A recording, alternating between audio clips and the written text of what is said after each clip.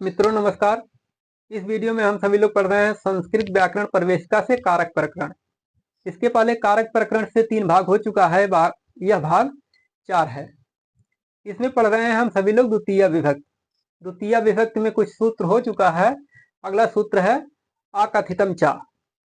अकथित का अर्थ होता है गौण, अप्रधान या अविवक्षित।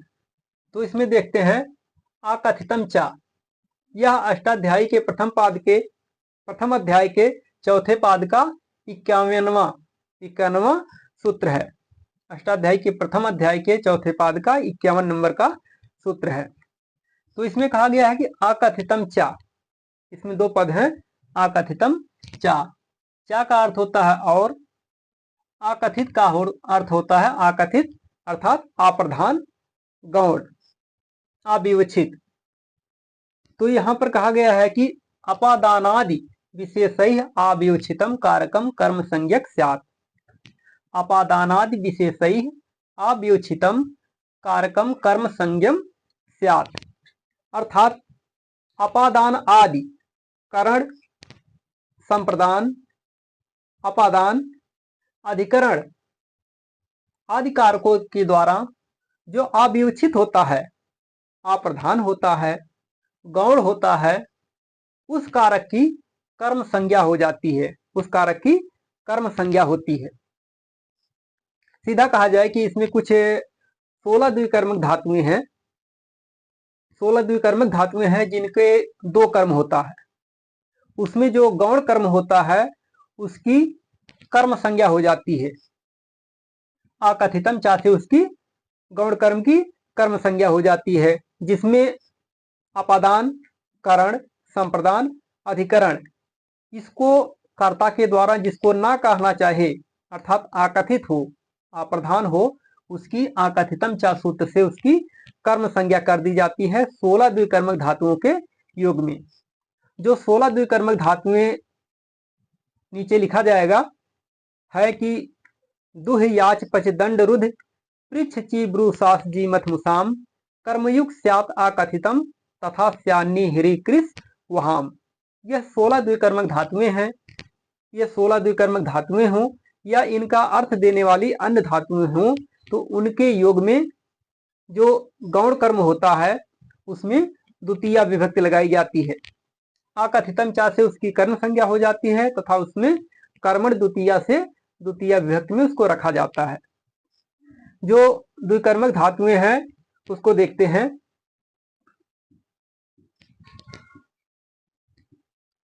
दुह याच पच दंड रुध। दुह याच पच दंड रुध प्रच ची ब्रू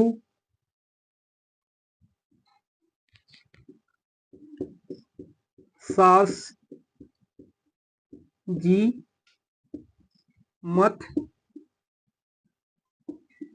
मुस। दुह याच पच दंड रुद पृच्छ ची ब्रू सास जी मथ मुस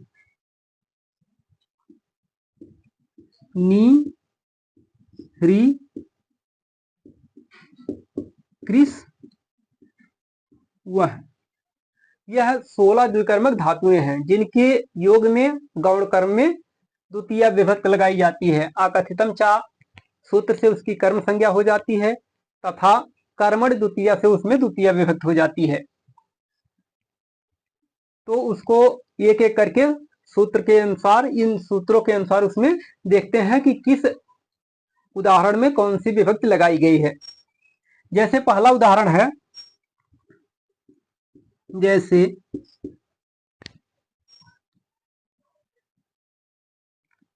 गाम दोग्धिपय सह गाम दोग्धिपय।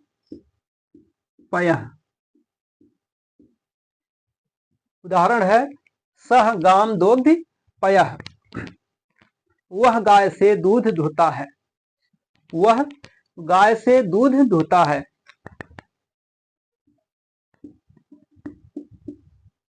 गाय से दूध दुहता है। अब यहां पर प्रश्न बनता है कि प्रधान कर्म कौन सा है और गौण कर्म कौन सा है। तो वह गाय से दूध दुहता है, वह दुहता है, क्या दुहता है? दूध दुहता है।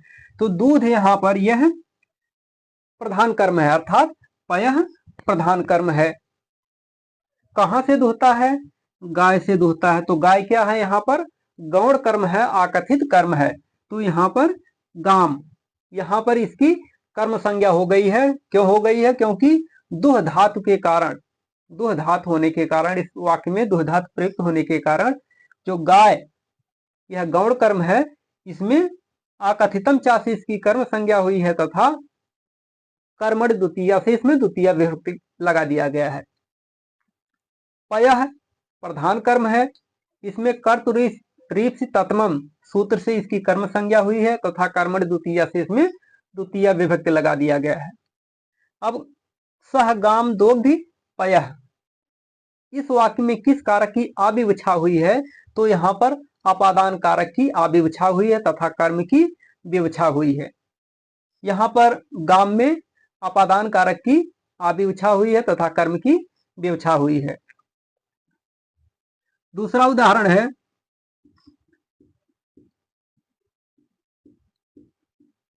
सह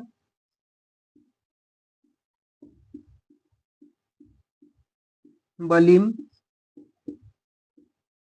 याचते वसुधाम।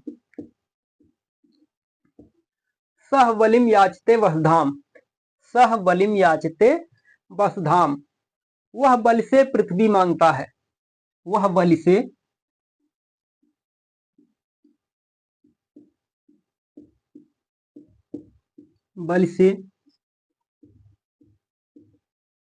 पृथ्वी मांगता है।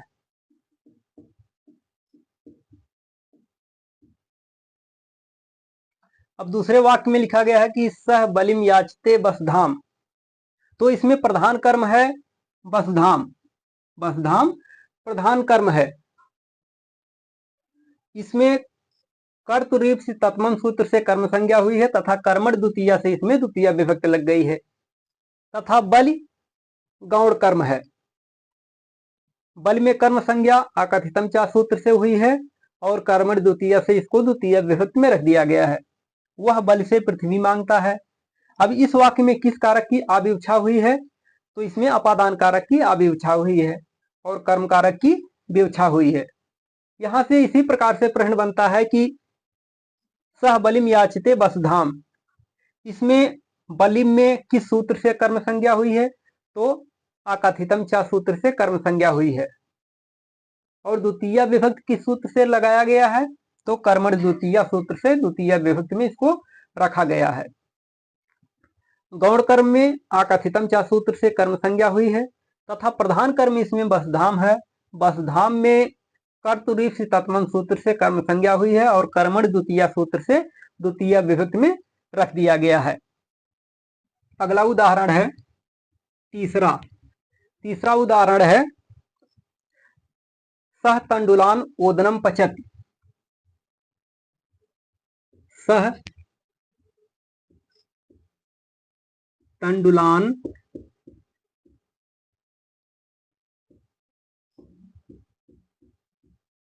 ओदनम पचति। सह तंडुलान ओदनम पचति,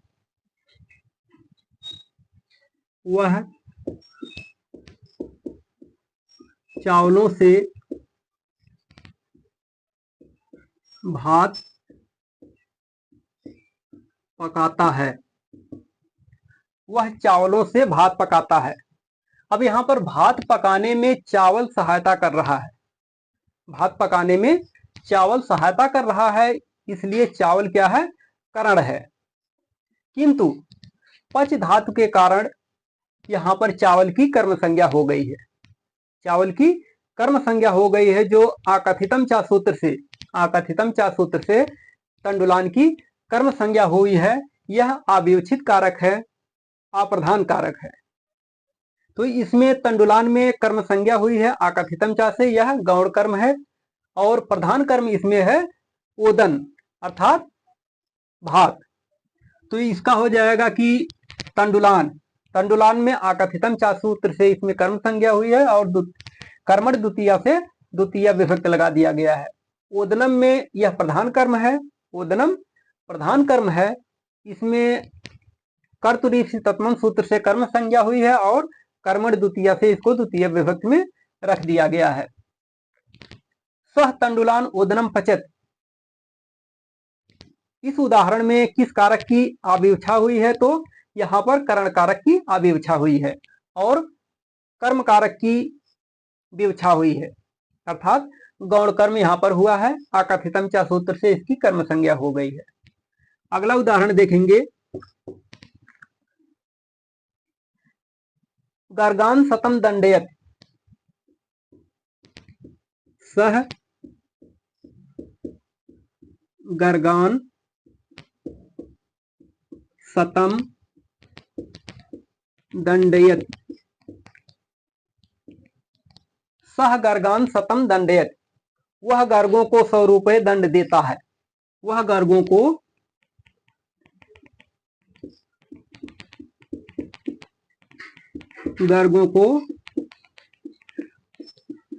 100 रुपए दंड देता है, वह गर्गों को 100 रुपए दंड देता है। अब यहाँ पर लिखा गया है कि गर्गों को 100 रुपए दंड देता है, अर्थात दंड गर्गों पर लगाया जा रहा है, तो गर्गों से 100 रुपया दंड लिया जाएगा, तो गर्गों से 100 रुपया अलग हो रहा है, तो इसलिए यहाँ पर अपादान कारक की आविवक्षा हुई है, अपादान कारक की आविवक्षा हुई है, तथा यहाँ पर गर्ग शब्द में कर्म कारक की विवक्षा हुई है। तो गर्ग में आकथितम चा सूत्र से कर्म संज्ञा हो गई है, और कर्मण द्वितीय से इसमें द्वितीय विभक्त लगा दिया गया है। इसमें प्रधान कर्म है सतम, जो कर्तरूप तत्मन सूत्र से कर्म संज्ञा हुई है, और कर्मण द्वितीय से द्वितीय विभक्त में रखा गया है। अगला उदाहरण है 5वां,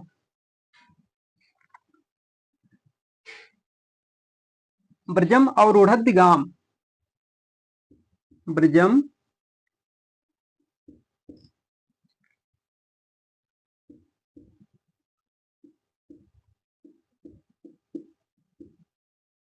अवरूढ़ ब्रजम अवरूढ़ बाड़े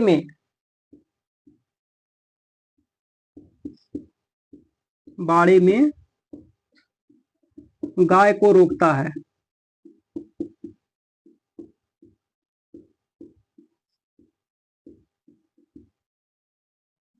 बाड़े में गाय को रोकता है, ब्रजम अवरूढ़ बाड़े में गाय को रोकता है। तो यहाँ पर बाड़े में अधिकरण कारक की आविवक्षा हुई है, इसमें बाड़े में अधिकरण कारक की आविवक्षा हुई है तथा कर्म कारक की विवक्षा हुई है। ब्रजम में आकथितम चा से इसकी कर्म संज्ञा हो गई है, और कर्मण द्वितीय से द्वितीय विभक्ति में रख दिया गया है।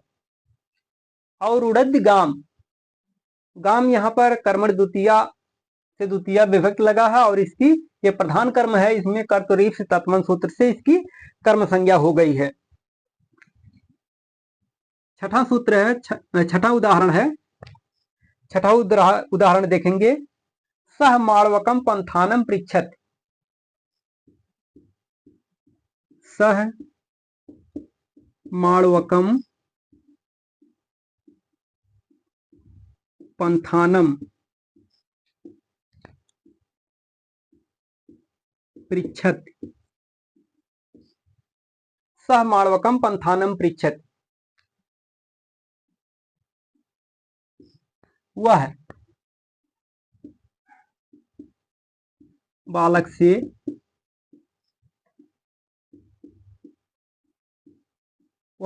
मार्ग पूछता है,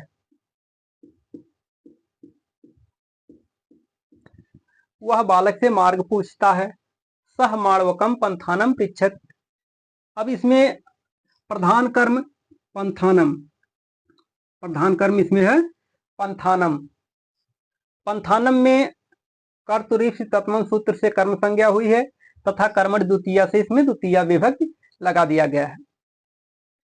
पृच्छ धातु के कारण माणवकम जो अपादान है, किंतु पृच्छ धातु लगने के कारण इसकी आकथितम चा से कर्म संज्ञा हो गई है और कर्मण द्वितीय से द्वितीय विभक्ति में लगा दिया गया है।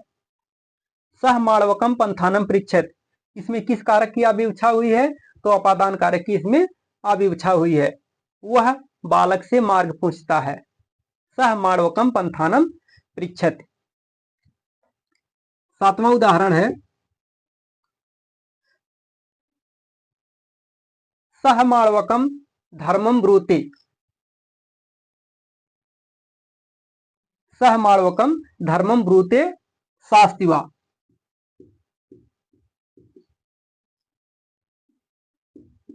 माणवकम सह माणवकम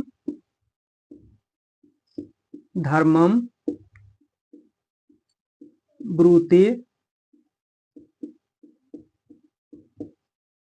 शास्तिवा। सह माणवकम धर्मम ब्रूते शास्तिवा।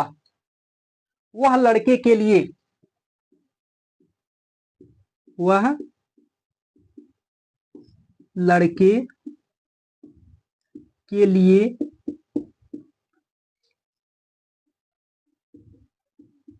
धर्म कहता है, कहता है या शासन करता है। वह लड़के के लिए धर्म कहता है या शासन करता है। लड़के के लिए सह माणवकम धर्मम ब्रूते शास्तिवा। वह लड़के के लिए धर्म कहता है या शासन करता है। तो यहाँ पर संप्रदान कारक, यहाँ पर संप्रदान कारक की अविवक्षा हुई है और कर्म कारक की विवक्षा हुई है। लड़के के लिए माने संप्रदान कारक का चिन्ह को के लिए, तो यहाँ पर लड़के के लिए अर्थात संप्रदान कारक की यहाँ पर अविवक्षा हुई है और कर्म कारक की विवक्षा हुई है। धर्मम यह प्रधान कर्म है जिसमें कर्तुरीफ तत्मम सूत्र से कर्म संज्ञा हुई है और कर्मण द्वितीया से द्वितीया विभक्ति में रखा गया। तथा माणवकम, माणवकम यह गौण कर्म है, आकथित कर्म है या अप्रधान कर्म है जिसमें आकथितम चा सूत्र से कर्म संज्ञा हुई है और कर्मण द्वितीया से द्वितीया विभक्ति में रख दिया गया है। सातवें उदाहरण में सह माणवकम धर्मम ब्रूते शास्तिवा, इसमें संप्रदान कारक की यहाँ पर अविवक्षा हुई है। अगला उदाहरण है सतम जयत देवदत्तम। सतम जयति देवदत्तम।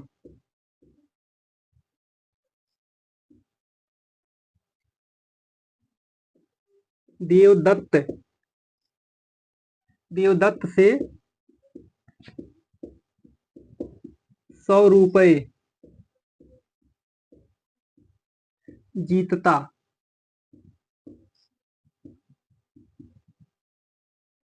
देवदत्त से 100 रुपए जीतता है। सतम जयति देवदत्तम, 100 रुपए देवदत्त से जीतता है।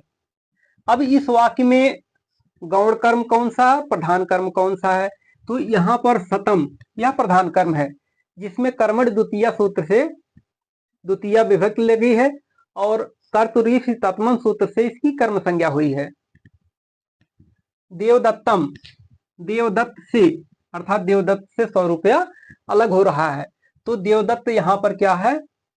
गौण कर्म है, आकथित कर्म है, अप्रधान कर्म है। तो यहाँ पर अपादान कारक की अविवक्षा हुई है, अपादान कारक की अविवक्षा हुई है और आकथितम चा सूत्र से इसकी कर्म संज्ञा हो गई है। कर्मण द्वितीय से द्वितीय विभक्ति लगा दिया गया है। क्यों लगाया गया है? क्योंकि जी धातु के कारण यहाँ पर देवदत्त जो गौण कर्म है इसकी कर्म संज्ञा हो गई है और आकथितम चा से कर्म संज्ञा हुई है और कर्मण द्वितीया सूत्र से द्वितीया विभक्ति लगा दिया गया है।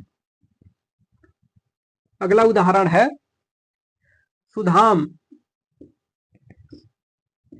सुधाम क्षीर निधिम। सुधाम क्षीर निधिम मथनाति। सुधाम क्षीर निधिम मथनाति। अमृत के लिए, अमृत के लिए, अमृत के लिए क्षीर सागर को, क्षीर सागर को मथता है। अमृत के लिए क्षीर सागर को मथता है। तो यहां पर अमृत के लिए क्षीर सागर को मथता है। तो यहां पर प्रधान कर्म क्षीर निधिम है, जो कर्तरी तत्मन सूत्र से इसकी कर्म संज्ञा हुई है और कर्मण द्वितीया से द्वितीया विभक्ति इसमें लगाया गया है। सुधाम अमृत के लिए, अमृत के लिए, तो सुधाम यहां पर यह गौण कर्म है, आकथित कर्म है, जिसमें आकथितम चा सूत्र से कर्म संज्ञा हुई है। इस उदाहरण में संप्रदान कारक की आविवच्छा हुई है, संप्रदान कारक की आविवच्छा हुई है तथा कर्म कारक की विवच्छा हुई है। इसमें प्रधान कर्म क्षीर निधिम है, गौण कर्म सुधाम है, अर्थात अमृत के लिए, सुधा के लिए क्षीर सागर को मथता है। आगे 10वां उदाहरण देखेंगे।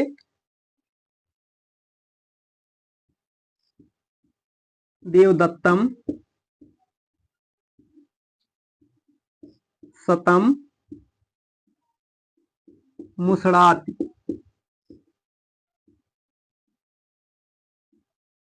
देवदत्तम सतम मुसड़ाति। देवदत्त से 100 रुपए चुराता है। देवदत्त से 100 रुपए चुराता है।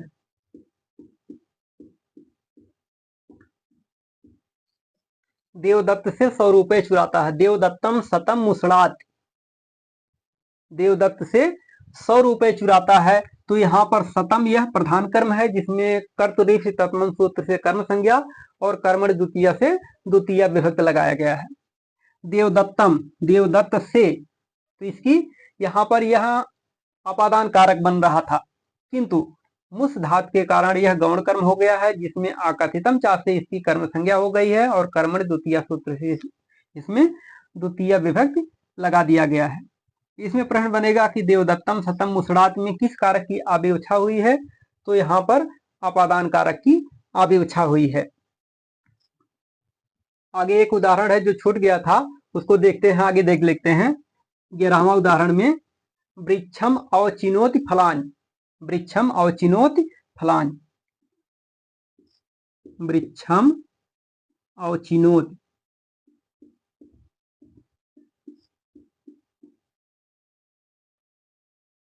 वृक्षम अवचिनोति फलानि। वृक्षम अवचिनोति फलानि। वृक्ष से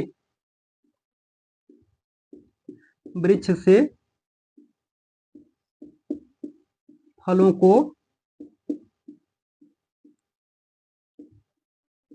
चुनता है।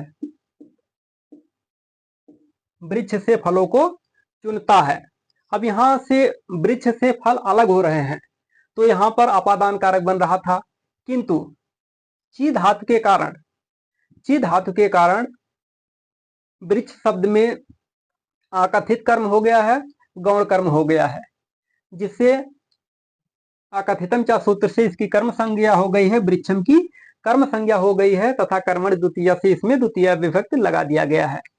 फलानि ये प्रधान कर्म है, जिसमें कर्मण द्वितीया सूत्र से द्वितीया विभक्ति और कर्तरी तत्मन सूत्र से कर्म संज्ञा हुई है।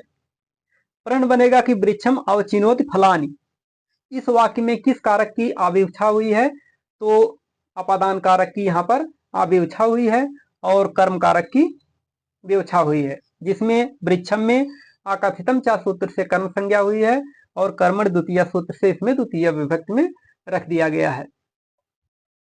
अगला उदाहरण देखते हैं, 12वां है, सह ग्रामम अजाम, सह ग्रामम अजाम नयति हरति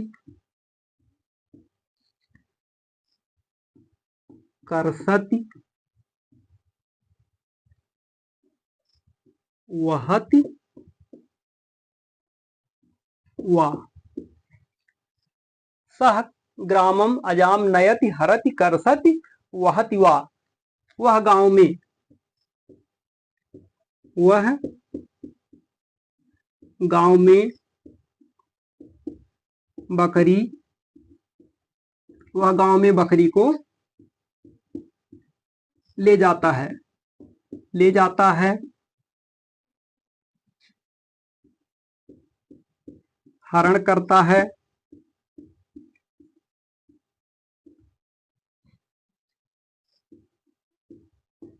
खींचता है अथवा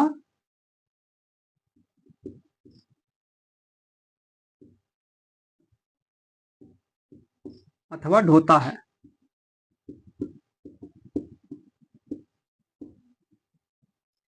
वह गांव में बकरी को ले जाता है, हरण करता है, खींचता है अथवा ढोता है। अब यहाँ पर कहा गया है सह ग्रामम अजाम नयति हरति कर्षति वहति वा। इसमें 4 धातुएं हैं, नी, हरि, कृस, वह। ये 4 धातुएं लगाई गई हैं। इसको अलग अलग भी किया जा सकता है, जैसे सह ग्रामम अजाम नयति, पहला हो जाएगा। दूसरा हो जाएगा सह ग्रामम अजाम हरति, सह ग्रामम अजाम कर्षति, सह ग्रामम अजाम वहति। इन सब का अर्थ होगा कि वह गांव में बकरी को ले जाता है। अब यहाँ पर